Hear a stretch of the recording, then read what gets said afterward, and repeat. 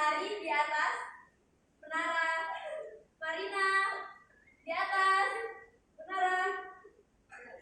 Menari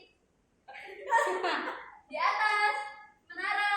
Marina menari di atas menara. Oh, salah semua itu ya. Di atas menara. Salah, Mbak Tariska salah. Marina menari di atas. Ya salah. Fokus ya, sekali lagi. Di atas. Marina menari. Udah cukup semangat? Ya, ayo kita mulai belajar kalau gitu. Nah, pada pagi hari ini kita akan belajar tentang memahami karakteristik tamu. Apa sih pentingnya untuk memahami karakteristik tamu? Nah, dalam bidang industri kita nanti itu tidak hanya akan menjual makanan dan minuman, kita juga akan menjual keterampilan kita dalam berbicara. Karena dalam industri kuliner atau pada sebuah restoran, kalian itu akan bertemu dengan banyak sekali macam manusia. Misalnya, nanti ada yang bertemu dengan staf lain, bertemu dengan pelayan lain, atau bertemu dengan pelanggan. Nah, di materi ini Ibu akan menjelaskan tentang karakteristik tamu yang mungkin akan kalian temui saat kalian bekerja di sebuah restoran. Tujuannya apa? Kenapa kita harus memahami karakteristik pelanggan? Ini, yang pertama ada untuk meningkatkan kepuasan pelanggan. Semisal kita bisa memahami karakteristik pelanggan yang datang sehingga pelanggan itu merasa dihargai, mereka itu merasa dimengerti. Jadi mereka itu akan merasa puas dengan pelayanan kita. Lalu yang kedua, mencegah konflik dan miskomunikasi.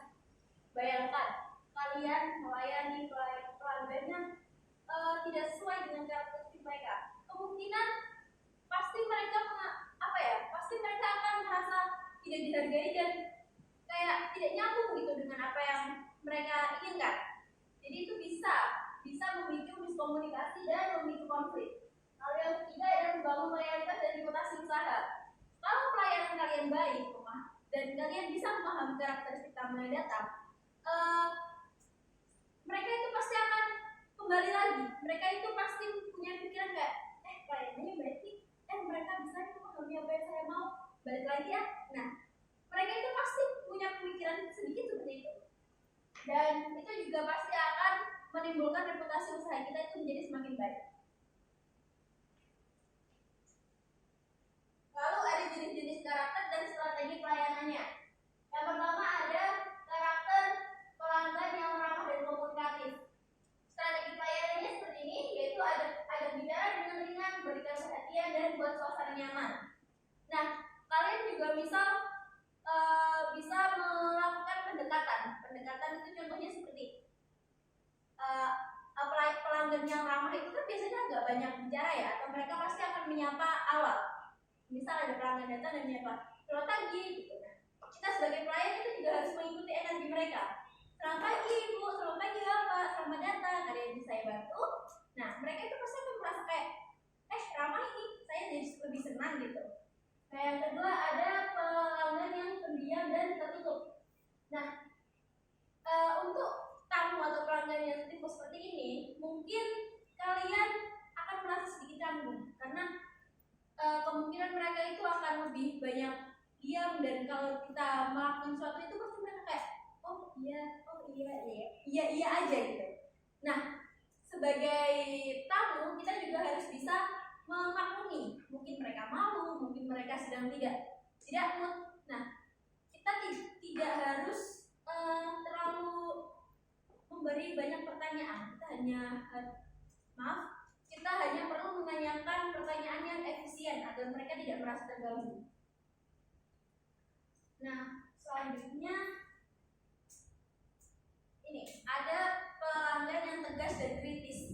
Pelanggan yang tegas dan kritis seperti ini mungkin akan membuat kalian kagok ya, karena biasanya mereka akan lebih banyak bertanya.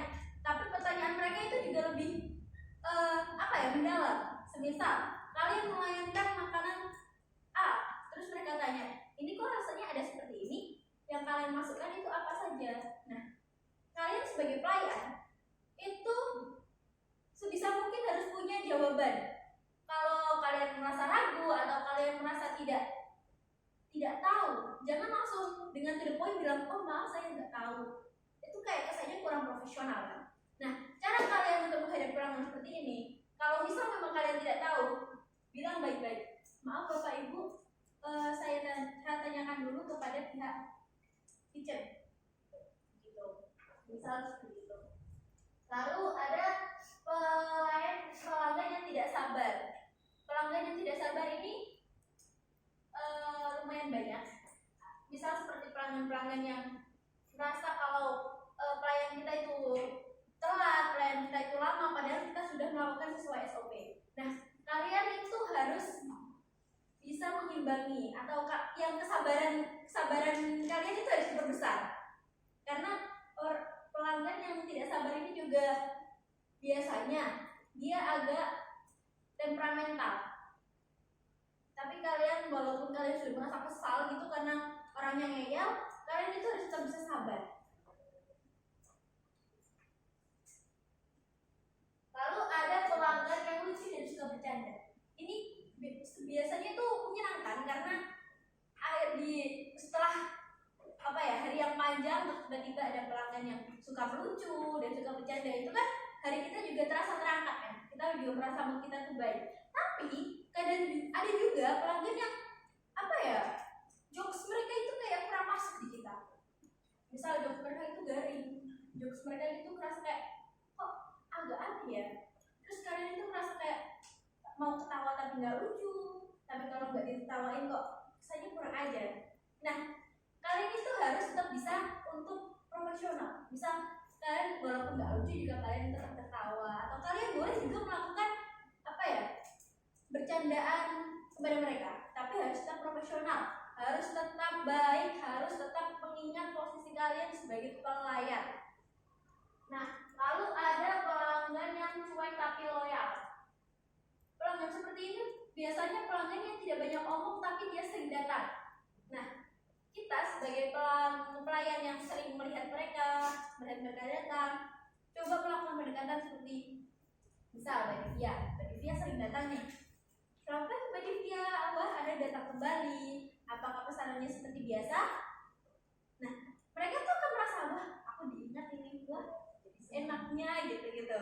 Mereka jadi merasa aku mau langganan terus biar mereka terus ingat aku gitu. Nah, kita juga sebagai pelayan itu bisa memberikan mereka yang sering datang ini special gift. Misal kayak welcome drink baru kah, atau permen-permen gitu. Walaupun kecil, pasti mereka itu merasa dihargai. Lalu yang terakhir ada pelanggan baru. Pelanggan baru ini biasanya ciri-cirinya itu agak bingung kalau mereka tiba-tiba datang ke kasir, padahal sistem pelayanan kita itu langsung duduk dan disamperin. Nah, kita juga nggak bisa langsung ngejudge pelanggan tersebut. Bisa langsung kita arahkan, maaf Bapak Ibu, kita sistemnya langsung datang ke meja, silakan duduk di meja yang kosong, nanti kita akan datang membawa dengan menu. Nanti kami akan jelaskan menunya seperti apa jika Ibu dan Bapak bingung. Nah, begitu. Harus tetap profesional, tidak boleh ngejudge siapapun pelanggan yang datang di restoran. Nah, ini selanjutnya ada sikap yang harus dimiliki pelayan. Yang pertama ada empati. Empati itu bahasanya sekarang apa sih? Peka. Kita itu harus bisa peka dengan keadaan sekitar, dengan keadaan pelanggan kita. Walaupun kita juga nggak mood, tapi terus ada pelanggan kita yang nggak mood juga, kita itu nggak boleh berada mood gitu. Kita harus tetap bisa membuat pelanggan ini walaupun bad mood tuh masih mau untuk berbicara, masih mau berkomunikasi dengan baik. Lalu ada ramah. Ramah ini sepertinya harus dimiliki oleh semua kerjaan yang melibatkan orang lain, melibatkan tamu, melibatkan pelayan. Seperti contohnya service hotel lah, dan ini waiters seperti kita.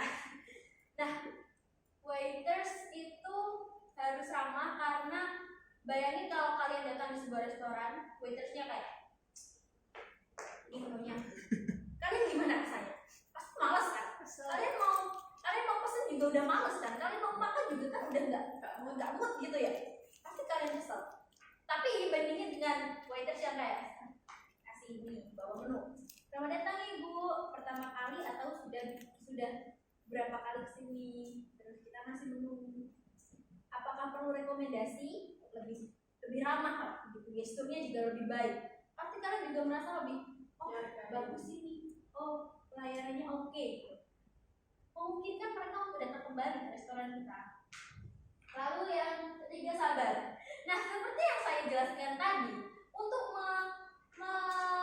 untuk menanggapi pelanggan-pelanggan yang tidak sabar dan pelanggan-pelanggan yang keras kepala, kesabaran kita itu yang harus diluaskan.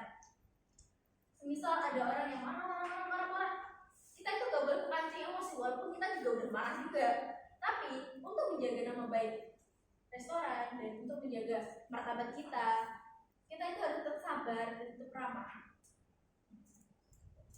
Lalu ada disiplin dan profesional. Nah, disiplin dan profesional juga ini harusnya dimiliki setiap pekerja ya. Kita itu bekerja itu harus disiplin dan profesional. Sebenarnya profesional juga penjelasannya mirip sama yang tadi saya sebutkan di sabar, yaitu walaupun berbagai macam tantangan yang muncul, kita itu harus tetap profesional sesuai dengan SOP yang ada di tempat kita bekerja. Lalu ada keterampilan komunikasi. Keterampilan komunikasi ini juga sebenarnya sesuatu yang harus dimiliki oleh mereka-mereka yang bekerja yang bertemu dengan orang lain. Kita harus pintar untuk ngomong, apalagi SPG ya. SPG itu harus pintar banget ngomong agar mereka itu bisa meningkatkan penjualan. Nah, kita sebagai waiters juga harus seperti itu. Kalau kita pintar ngomong, kita ramah, kita baik, pasti pelanggan itu mungkin dia bisa merekomendasikan ke orang lain kayak restoran ini enak tahu makanannya, pelanggannya juga, pelayanannya juga ramah. Pasti mereka akan mendatangkan tamu baru untuk kita dan reputasi dari usaha kita juga akan naik. Gitu. Nah, Ibu akan memberikan contoh sedikit dan Ibu mau kalian nanti memberi tanggapan ya. Ada yang mau maju dulu sebentar? Oh ya, silakan. Ayo Rizka.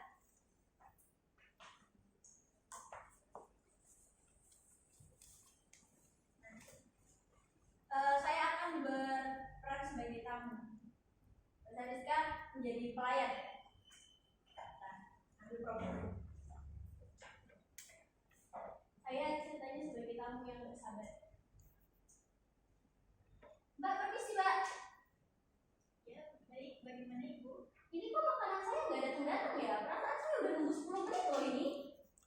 Mohon maaf Ibu, masih di masakan dapur. Mohon bersabar terlebih dahulu. Gak mau saya nggak mau. Baik Ibu, saya akan menyampaikan kepada pihak dapur agar segera cepat ya. Baik Ibu. Mohon maaf Ibu. Nah, coba seperti itu sebenarnya sudah baik, tapi mungkin ya udah baik sih, sudah cukup oke, sudah ramah, sudah sabar ya. Tapi pelayanan pelanggan yang seperti ini bisa jadi lebih kasar lagi omongannya. Mbak Sariska udah baik, udah mau senyum, udah nggak pengen nampar gitu, udah baik. Terus kalau misal ada pelanggan yang ini yang kritis, misalnya saya, Mbak ini kok makanan saya kurang enak ya rasanya, kok ada rasa-rasa yang kurang saya suka. Itu memang Chinese food Ibu, mungkin lidah Ibu saja yang tidak bisa menerima resep dari kamu. Nah, seperti ini, itu adalah contoh pelayanan yang tidak baik. Gak boleh ya guys. Ya Ibu, gak boleh ya anak-anak kita untuk melakukan pelayanan seperti ini. Semisal memang pelanggannya komplain seperti itu, kamu sebagai pelayan itu gak boleh seperti itu. Kamu itu harus bisa maaf Ibu, mungkin memang bahan dari kami ada yang tidak cocok dengan Ibu, tapi kami sudah membuat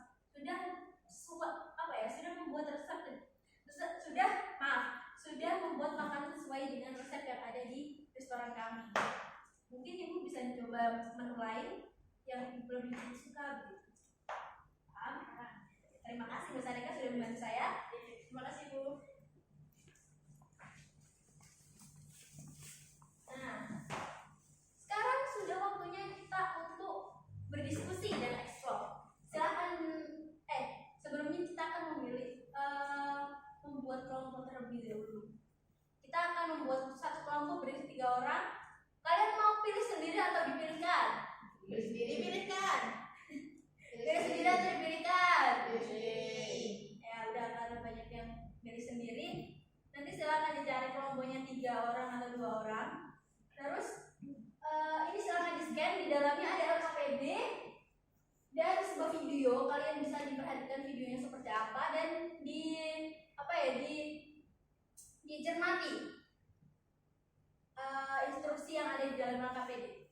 Nanti Ibu berikan waktu kalian 20 menit dan setelah itu kita presentasi satu persatu. Oke?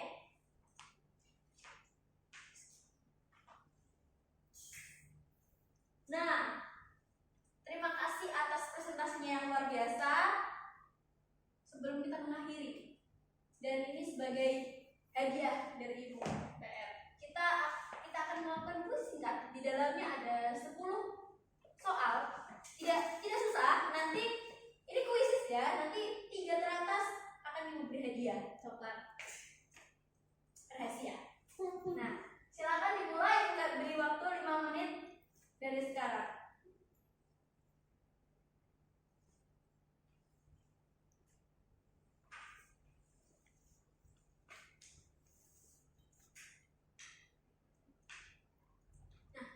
Untuk 3 pemenang yang tadi nanti temui Ibu di kantor ya. Ibu berikan sedikit hadiah sebagai apresiasi. Nah, mungkin cukup itu yang bisa Ibu sampaikan. Adakah pertanyaan? Tidak ada? Ibu paham semua ya berarti? Nah, mungkin cukup itu saja yang bisa disampaikan sebelum kita mengakhiri pembelajaran pada pagi hari ini. Berdoa menurut keyakinan masing-masing, dimulai. Berdoa dicukupkan. Terima kasih banyak atas atensi kalian. Kurang lebihnya Ibu mohon maaf. Semoga ilmu yang diberikan bermanfaat. Wassalamualaikum warahmatullahi wabarakatuh.